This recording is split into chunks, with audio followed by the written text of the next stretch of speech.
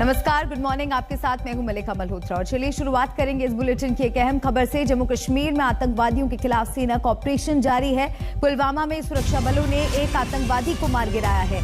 Encounter Rajpura इलाके में हुआ। संदिग्ध गतिविधियों की सूचना पर इलाके में घेराबंदी की गई। दोनों तरफ से फायरिंग हुई और एक दहशतगर्द मारा गया। कल पुंछ में भी एक आतंकी को सुरक्षा बलों ने ढेर किया था।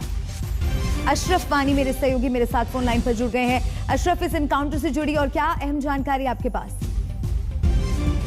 मलिका, ये इनकाउंटर रात में शुरू हुआ था जब सुरक्षा बलों को जानकारी मिली थी कि जमपथरी एक दूरदराज गांव है, पुलवामा जिले का राजपुरा इलाके में आता है। वहां पर जो है एक आतंकी छुपा हुआ है। उसके बाद सुरक्षा बलों ने साझा तौर पर, जिसमें जम्मू कश्मीर पुलिस, सीआरपीएफ और सेना के लोग शामिल थे, पूरे इलाके की घेराबंदी की और उस आतंकी को सरेंडर करने के लिए कहा गया, लेकिन उसने वहां से गोली चलाई, जिसकी जवाबी कार्रवाई में वो मारा गया है।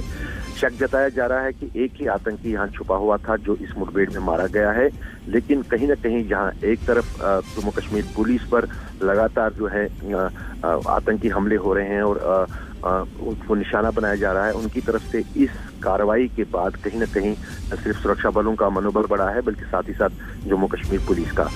और ये जिस अंदाज से लगातार, जैसे आपने कहा कि पिछले कई दिनों से लगातार जो है आतंकवादियों के खिलाफ ऑपरेशनों में तेजी लाई गई है और पुलिस बस पर हमले के बाद ये तेजी जो है, इसमें सुरक्षा बलों की तरफ से कोई कमी नहीं जा रही है और ऑपरेशन जो है लगातार जारी है। और यही कारण है कि कल पुंछ में एक आतंकी मारा गया और आज जो है पुलवामा जिले के राजपुरा इलाके में ये दूसरा आतंकी मारा गया है। जी अशरफ, क्योंकि लगातार कई दिनों से हम देख रहे हैं कि आतंकी गतिविधियां इस इलाके में काफी बढ़ गई हैं। हालांकि ऑपरेशन आतंकियों के खिलाफ भी लगातार जारी है, लेकिन अभी आगे इस वक्त स्थिति आपको क्या दिख रही है वहां पर?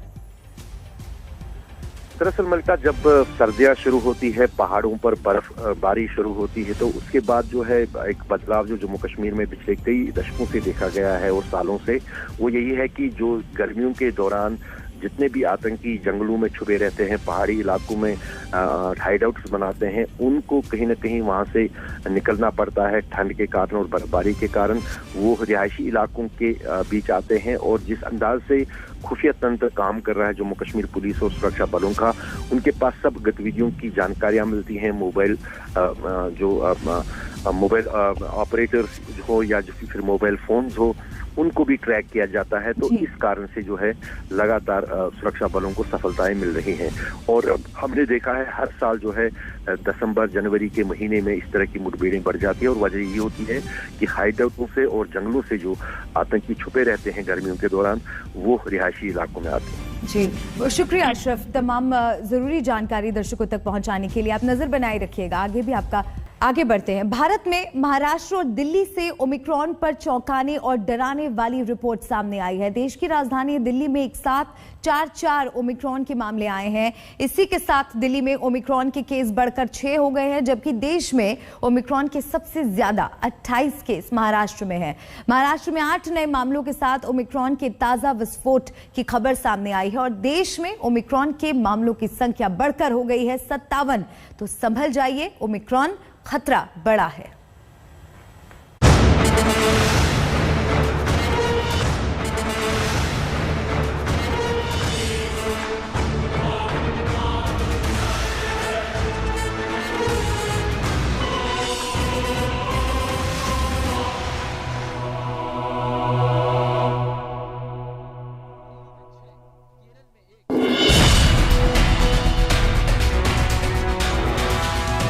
कोरोना वायरस का नया वेरिएंट ओमिक्रॉन को लेकर महाराष्ट्र पहले से ही हाई अलर्ट पर था। एयरपोर्ट पर विदेश से आने वाले तमाम यात्रियों पर तगड़ी निगरानी रखी जा रही थी। उसके बावजूद भी महाराष्ट्र में ओमिक्रॉन जैसे विस्फोट सा हो गया। जी हाँ, महाराष्ट्र में एक साथ ओमिक्रॉन के 8 नए केस सामने आए और इस तरह से महाराष्ट्र में ओमिक्रॉन के मरीजों की संख्या बढ़कर 28 हो गई है। सबसे बड़ी बात यह है कि ओमिक्रॉन के इन 8 मामलों में से 7 मुंबई में है और बड़ी बात यह भी है कि इन 8 लोगों में से 7 लोगों को वैक्सीन लगी हुई है, जबकि एक का टीकाकरण नहीं हुआ है। अब आपको दिखाते हैं कि भारत में कोरोना का नया वेरिएंट ओमिक्रॉन कितनी तेजी से फैल रहा है। महाराष्ट्र में ओमिक्रॉन के अब तक 28 केस आ चुके हैं। राजस्थान में 13, गुजरात में 4, कर्नाटका में 3, दिल्ली में 6, केरल में 1, आंध्र प्रदेश में 1, चंडीगढ़ में 1 और इस तरह भारत में अब तक ओमिक्रॉन से कुल 57 केस हो चुके हैं। सिर्फ मुंबई ही नहीं बल्कि दिल्ली में भी कोरोना के एक साथ 4 नए केस आए और इस तरह से दिल्ली में ओमिक्रॉन से संक्रमित मरीजों की संख्या एकदम से बढ़कर 6 हो गई। ऐसे में सबको संभल कर चलने की चुनौती है। दिल्ली में विदेश से एयरपोर्ट आए कुल 74 लोगों को अब तक LNJB में भर्ती कराया जा चुका है। इनमें से 36 को डिस्चार्ज किया जा चुका है। अभी अस्पताल में 38 मरीज हैं, जिनमें से 35 कोरोना पॉजिटिव हैं। LNJB में अब तक कुल 6 मरीजों की रिपोर्ट ओमिक्रॉन पॉजिटिव आई है। इनमें से 1 मरीज ठीक हो चुका है, उसे डिस्चार्ज कर दिया गया है, जबकि 5 ओमिक्रॉन पॉजिटिव मरीज अभी भर्ती हैं। 4 और कंफर्म हुए कल जो हुए थे, उसमें से अब 1 ठीक होकर घर जा चुके हैं। और सर इनकी स्थिति क्या है? मतलब ठीक है, सारे स्टेबल हैं, कोई ऐसा कोई दिक्कत नहीं है। जितने भी इस अस्पताल में लोग हैं सारे स्टेबल हैं। हम आपको बता दें कि पिछले साल 20 दिसंबर को कोरोना के डेल्टा वेरिएंट की पहचान हुई थी और कुछ ही महीनों बाद यानी अप्रैल 2021 में भारत में डेल्टा के चलते कोरोना महामारी की दूसरी लहर देखने को मिली, जबकि अमेरिका, इंडोनेशिया और यूरोप के कई देशों में डेल्टा वेरिएंट से लाखों मौतें दर्ज की गई और अब ओमिक्रॉन वेरिएंट दुनिया के 71 देशों में फैल चुका है। ओमिक्रॉन को लेकर तो ये भी चेतावनी दी जा रही है कि ये कई गुना तेज रफ्तार से फैलता है। शुरुआती आकलन ये भी है कि ये इम्यूनिटी वाले लोगों को कम गंभीर बीमारी देता है, लेकिन खतरा डेल्टा जितना ही है। ऐसे में सरकार भी जानती है कि ओमिक्रॉन घातक रूप ना ले, इसके लिए इंतजाम भी किए जा रहे हैं। ओमिक्रॉन से निपटने के लिए दिल्ली में दुनिया के सबसे बड़े कोविड केयर सेंटर SPCCC में ITBP ने कमर कस ली है। Sardar Patel Covid care centre में 650 से ज्यादा बेड्स तैयार किए गए। ऐसा कहा जा रहा है कि शायद 3rd वेव आ सकती है ओमिक्रॉन के बाद, तो ये सेंटर हमारा फंक्शनल है और यहाँ पर लगभग 650 बेड्स अवेलेबल हैं, जिन्हें हम किसी भी समय बढ़ा भी सकते हैं आने वाले टाइम पे। यहाँ पर 150 बेड्स ICU बेड्स हैं, जो कि PM केयर्स फंड से स्थापित किए गए थे। साथ ही साथ 500 और बेड्स हैं जो ऑक्सीजन बेड्स हैं। तो हमारे डॉक्टर्स, पैरामेडिकल और बाकी जो हमारी एडमिनिस्ट्रेशन की वहाँ पे टीम है दिल्ली प्रशासन के साथ, वो लगातार यहाँ स्थिति पर निगरानी रखे हुए हैं और बहुत शॉर्ट नोटिस में हम इसको शुरू कर सकते हैं। अभी भी हम पेशेंट्स लेने की स्थिति में हैं। देश के कई राज्यों में अब ओमिक्रॉन से निपटने के लिए 3T फॉर्मूले पर काम शुरू हो गया है। ये 3T फॉर्मूला है ट्रैकिंग, ट्रेसिंग और टेस्टिंग। जीनोम सीक्वेंसिंग के लिए 3 लैब है। सरकार नागपुर और औरंगाबाद में भी लैब शुरू करने पर विचार कर रही है। आज तक ब्यूरो। महाराष्ट्र में ओमिक्रॉन के मरीजों की तादाद बढ़ती जा रही है। मंगलवार को 8 नए ओमिक्रॉन केस मिलने के बाद राज्य में ओमिक्रॉन से संक्रमित लोगों की संख्या बढ़कर 28 हो गई, जिसकी वजह से BMC के हाथ पैर ऐसे ही फूले हुए हैं। ऊपर से बॉलीवुड में भी कोरोना विस्फोट सा हुआ है। लापरवाही की पार्टियां कोरोना विस्फोट की वजह बन रही हैं। कहां तो महाराष्ट्र में ओमिक्रॉन की दहशत के चलते तमाम तरह की पाबंदियां लगाई जा रही थी। एयरपोर्ट पर विदेश से आने वाले लोगों की टेस्टिंग की जा रही थी, क्योंकि देश में ओमिक्रॉन के सबसे ज्यादा केस महाराष्ट्र में ही है। इसीलिए महाराष्ट्र में धारा 144 भी लगा दी गई। इस सख्त पाबंदियों के बीच एक बेहद हैरान करने वाली खबर मुंबई से आती है।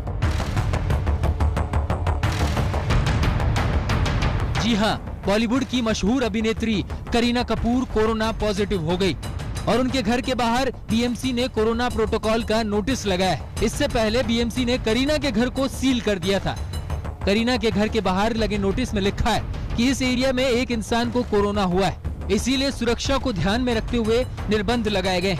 अगर कोई नियमों को तोड़ने की कोशिश करता है तो लीगल एक्शन लिया जाएगा। BMC ने न सिर्फ करीना कपूर बल्कि अभिनेत्री अमृता अरोड़ा की कोरोना रिपोर्ट पॉजिटिव आने पर उनके फ्लैट को भी सील कर दिया था। दोनों ही एक्ट्रेस अभी क्वारंटीन है। BMC ने करीना कपूर और अमृता अरोड़ा की बिल्डिंग में कोविड टेस्टिंग कैंप भी लगा दिया है। हम आपको बता दें कि सोहेल खान की पत्नी सीमा खान और संजय कपूर की पत्नी महीप कपूर की रिपोर्ट भी कोरोना पॉजिटिव आई है। हाल ही में करण जौहर ने कभी खुशी कभी गम के 20 साल पूरे होने पर पार्टी रखी थी। इसी पार्टी में अर्जुन कपूर, करिश्मा कपूर, आलिया भट्ट, मलाइका अरोड़ा भी शामिल हुए थे। करीना कपूर के संपर्क में आए 30 लोगों का RT-PCR कराया गया है। करण जौहर से पहले अनिल कपूर की बेटी रिया कपूर के घर भी पार्टी हुई थी, जिसमें करिश्मा कपूर और मलाइका अरोड़ा भी मौजूद थी। बताया जा रहा है कि BMC करीना और अमृता के इस रवैये से खुश नहीं है और BMC को अंदेशा है कि जिस तरह से ये लोग पार्टियों में गए हैं, कहीं कोरोना संक्रमण की सुपर स्प्रेडर न बन जाए। करीना कपूर और अमृता अरोड़ा के पॉजिटिव आने के बाद सबसे पहले तो बीएमसी ने अलग अलग टीमें बनाई, क्योंकि ये आम लोग नहीं है, ये एक बड़े सेलिब्रिटी है, ये एक पब्लिक फिगर है। 8 दिसंबर के बाद जब ये पार्टी हुई, जो गेट टुगेदर हुआ करण जौहर के घर पर, उसके बाद ये कई अन्य जगह पर गए थे, कुछ इवेंट्स में भी शामिल हुए थे और साथ ही कुछ लोगों से भी मिले थे। इसलिए उन सब का कॉन्टेक्ट ट्रेसिंग करना बहुत ही ज्यादा इम्पोर्टेंट है। सबसे पहले तो करीना कपूर के घर को और अमृता के घर को बीएमसी ने सील किया। वहां पर घर के बाहर यानी कि बिल्डिंग के बाहर एक बैनर भी लगा है। बैनर में ये लिखा है कि इस बिल्डिंग में एक शख्स कोरोना पॉजिटिव आया है और सारे बिल्डिंग मेंबर्स को अब अपना आरटीपीसीआर टेस्ट कराना चाहिए और इसी के चलते इस पूरे बिल्डिंग को सील किया जा रहा है। बॉलीवुड स्टार्स ऐसे वक्त में कोरोना पॉजिटिव हुए हैं जब ओमिक्रॉन के खतरे का अलार्म दुनिया भर में बज रहा है।